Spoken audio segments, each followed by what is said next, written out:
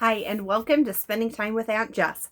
I'm Aunt Jess, mother to Jeremiah, aunt to Cash, Jade, Isaac, Cruz, Jackson, Ellis, Emma, Lewis, Cove, Oliver, and so many more.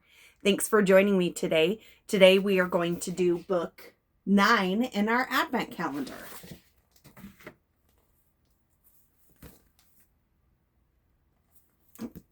Here it is, book 9.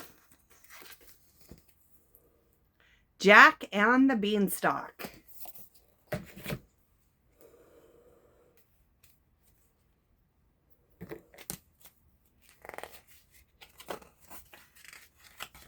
I need to pre-open these books. Okay.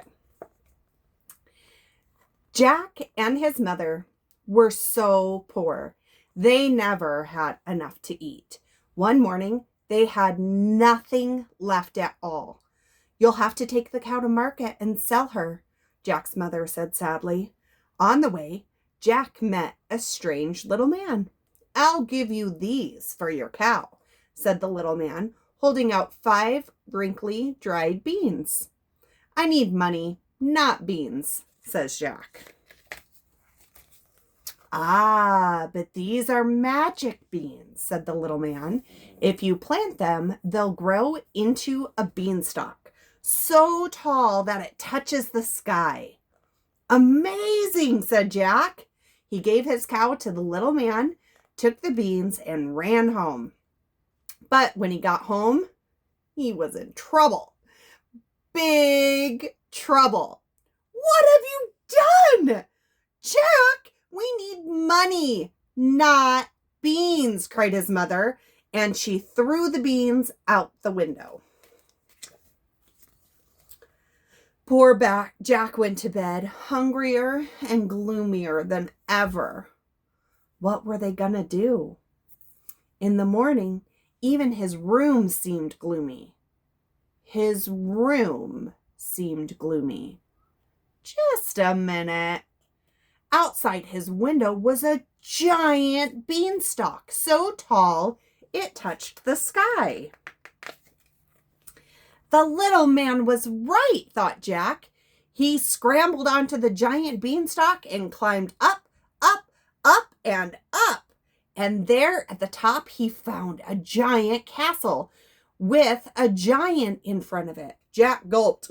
Then his tummy rumbled. "Excuse me," he called out. "Please, could you spare some breakfast?" The giant picked him up. "My husband munches and crunches little people like you," she said. "I'll give you breakfast, but you better be gone before my husband gets home." She whisked Jack inside and set him down next to an enormous crusty loaf. Breakfast had never tasted so good. But then, stomp, stomp, stomp. "Quickly, hide in here." The giant stuffed Jack into a pot, just as her husband strode into the kitchen. What do you think he said? "Fee, fi, fo, fum.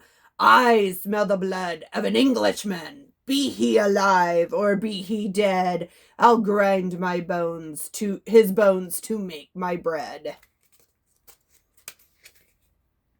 "Where is he?" demanded the giant's husband. "You're imagining things," she replied. "Eat up your breakfast while I bring your hen." She returned with the hen and put it on the table. "Lay!" commanded the giant. Clink! The bird laid a gleaming golden egg. With a grunt, the giant closed his eyes and began to snore.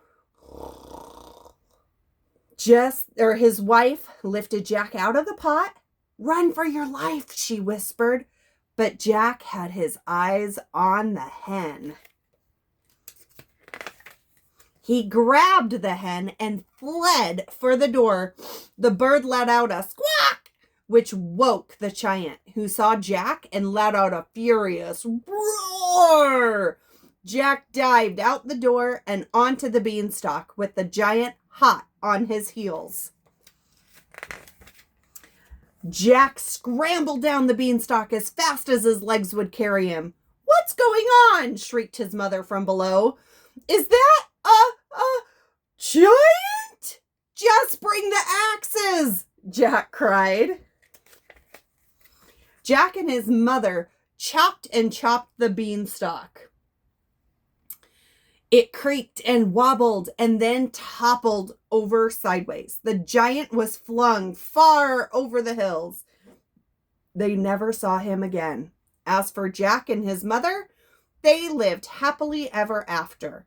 Each morning the hen laid a golden egg, so they grew rich, and Jack never climbed a beanstalk again. The end. Thanks for joining me for Jack and the Beanstalk, book number 9 in our Advent calendar. Join me tomorrow to see what book 10 is.